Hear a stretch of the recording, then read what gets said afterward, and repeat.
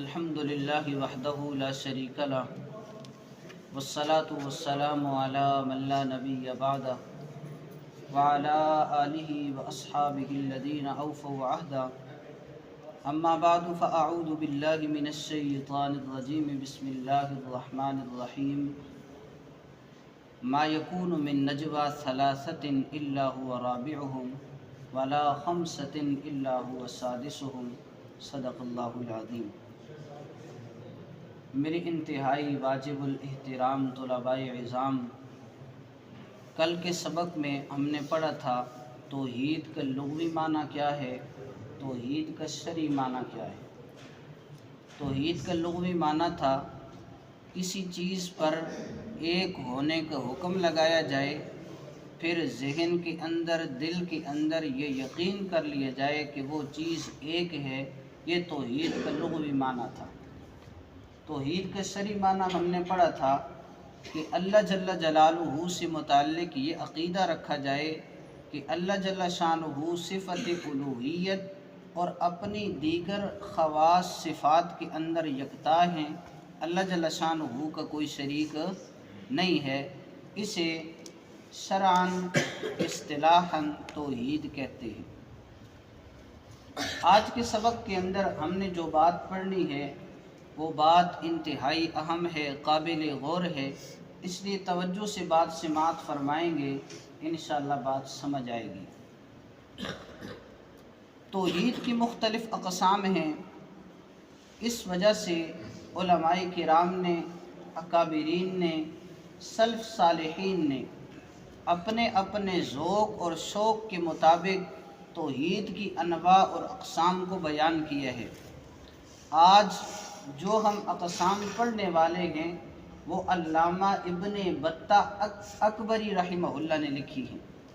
انہوں نے توحید کی 3 اقسام لکھی ہیں۔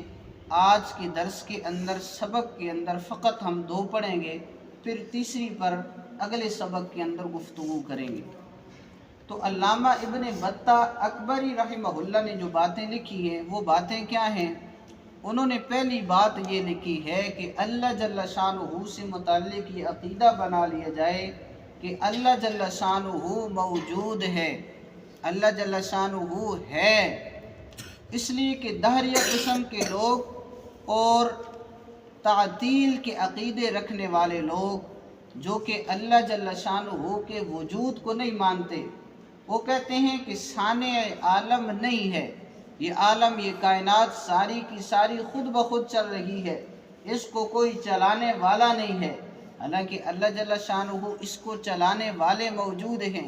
تو علامہ ابن بطہ رحمہ اللہ لکھتے ہیں توحید کی پہلی قسم یہ ہے کہ اللہ جل شانہ کے وجود کو مانا جائے کہ اللہ جل شانہ ہیں۔ تو اہل تعطیل کا جو عقیدہ ہے کہ اللہ جل شانہ نہیں ہے، اس کا رد ہو جائے گا۔ اور اسی طرح عام لفظوں کے اندر، آسان لفظوں کے اندر آپ دہریہ کا لفظ یاد کر لیں کہ جو دہریہ قسم کے لوگ ہوتے ہیں یہ اللہ کے وجود کے منکر ہیں، اللہ کو نہیں مانتے۔ اب اللہ کے وجود پر دلائل کیا ہیں؟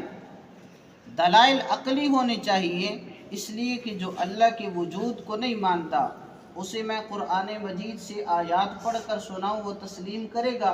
جب وہ اللہ کی ذات کو نہیں مانتا تو اللہ کی بات کو کیسے مانے گا؟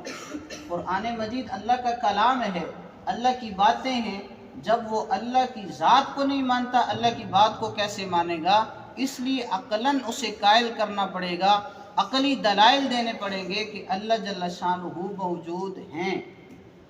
تو عقلی دلیل یہ ہے کہ کائنات کے اندر کوئی چیز ایسی نہیں ہے جس کا بنانے والا نہ ہو، کوئی بھی چیز ایسی نہیں ہے جس کا بنانے والا نہ ہو، ہر چیز کا بنانے والا موجود ہے، ہر چیز کا کاریگر موجود ہے، ہر چیز کا صانع موجود ہے۔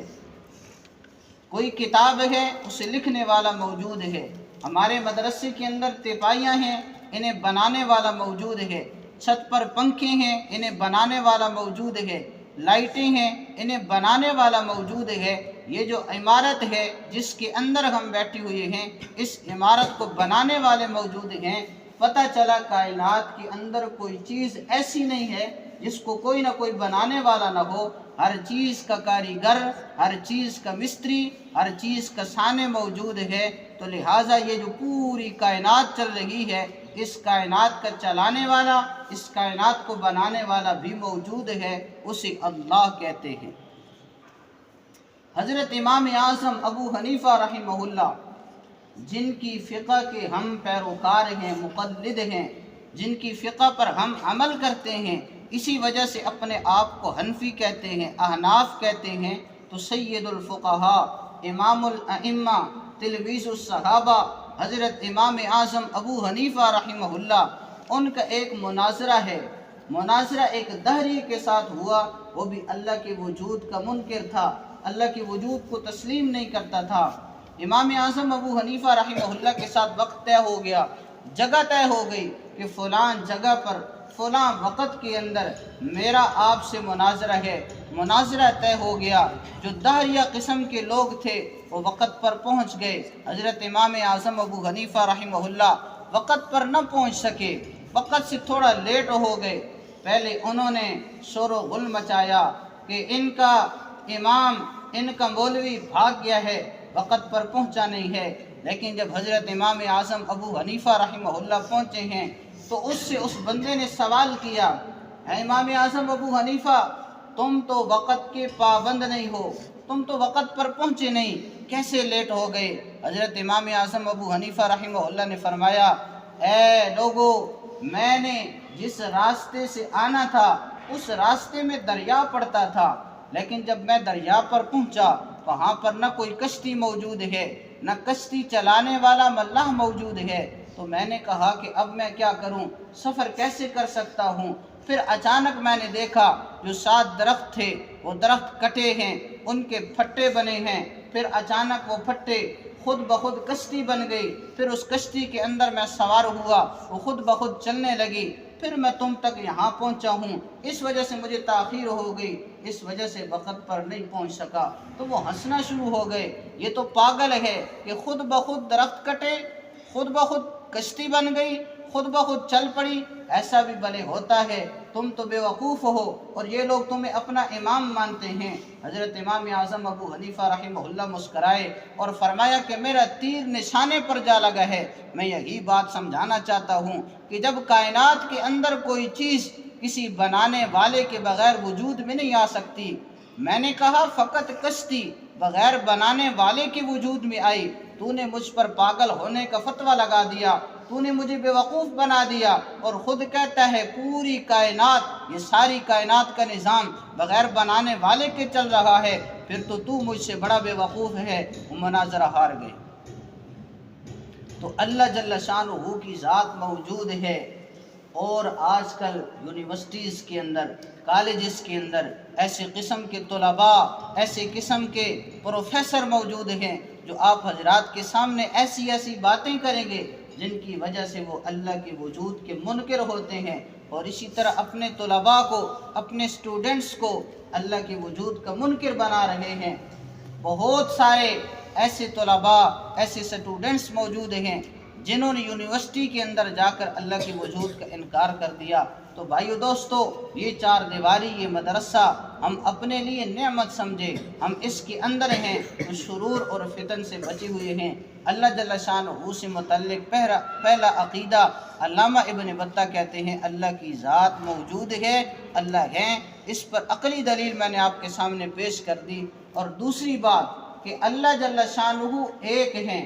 علامہ ابن بطہ کہتے ہیں توحید کی دوسری قسم یہ ہے اللہ کو ایک مانا جائے، تو لہٰذا اس پر بھی عقلی دلیل یہ ہے کہ اگر کائنات کے کسی نظام کو چلانے کے لیے 2 بندے ہوں تو پھر وہ کائنات کا نظام بگڑ جاتا ہے، صحیح چلتا نہیں ہے، اس لیے کہ اس کی رائے اور ہوگی، اس کا مشورہ اور ہوگا، اس کی طبیعت مزاج اور ہوگی، اور اس کا رائے، اس کا مشورہ، اس کی طبیعت، اس کا مزاج اور ہوگا، آپس کے اندر ٹکراؤ ہو جائے گا۔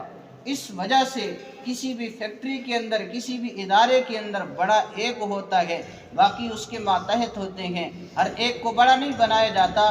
اسی طرح پوری کائنات کے نظام کے اندر ایک کو بڑا مانا جائے گا کہ ایک اللہ جل جلالہ ہے جو اس کائنات کے نظام کو بنانے والا ہے، اور اللہ نے قرآن کریم کے اندر بھی یہ بات واضح فرما دی، یعنی عقلی طور پر بھی دلیل ہے کہ اگر کسی جگہ دو بڑے بن جائیں وہاں پر فساد ہو جاتا ہے، نظام بگڑ جاتا ہے، نظام صحیح نہیں چلتا۔ اسی طرح اللہ جل شانہ اگر اس کائنات کے اندر ہم دو خدا مان لیں، دو رب مان لیں، دو خالق مان لیں، دو مالک مان لیں، تو یہ کائنات کا نظام نہیں چل سکتا۔ اس کی تائید قرآن کریم کی آیت مبارکہ سے بھی ہوتی ہے۔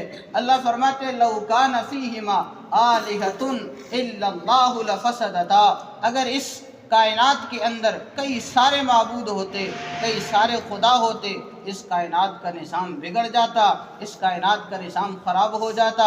ایک خدا کہتا مشرق سے سورج طلوع ہو، ایک خدا کہتا مغرب سے سورج طلوع ہو، سورج ایک ہے، کہاں سے طلوع ہوتا؟ نظام بگڑ جانا تھا۔ اس وجہ سے اللہ جل شانہ سے متعلق ہمارا دوسرا عقیدہ اللہ ایک ہے۔ قُلْ هُوَ اللَّهُ أَحَدٌ، فرما دیجئے کہ وہ اللہ ایک ہے۔ تو آج کے سبق کے اندر علامہ ابن بطہ رحمہ اللہ نے جو توحید کی 3 اقسام لکھی ہیں ان میں سے 2 اقسام پڑھی ہیں۔ پہلی قسم علامہ ابن بطہ فرماتے ہیں اللہ کی ذات سے متعلق یہ عقیدہ بنایا جائے کہ اللہ کی ذات موجود ہے، تاکہ اہل تعطیل کے عقیدے سے رد ہو جائے، اور اسی طرح اللہ کی ذات سے متعلق یہ عقیدہ بنایا جائے کہ اللہ جل شانہ ایک ہیں، اللہ جل شانہ وحدہ لا شریک ہیں۔ اللہ کی ذات کے اندر بھی اللہ کا کوئی شریک نہیں، اللہ کی صفات کے اندر بھی اللہ کا کوئی شریک نہیں۔ اللہ جل شانہ کی ذات سے دعا ہے اللہ جل شانہ مجھے آپ کو تمام عقائد حق کا سمجھنے کی توفیق عطا فرمائے اور پھر اپنانے کی توفیق عطا فرمائے۔ وآخر دعوانا ان الحمد للہ رب العالمین۔